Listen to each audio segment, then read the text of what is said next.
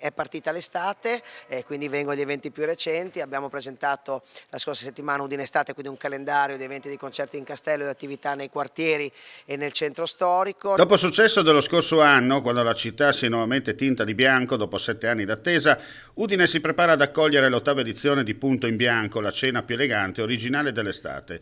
Oltre 4.000 partecipanti 12 mesi fa avevano animato Piazza Primo Maggio con scenografici allestimenti, abiti total white e tavolate curate nei minimi dettagli.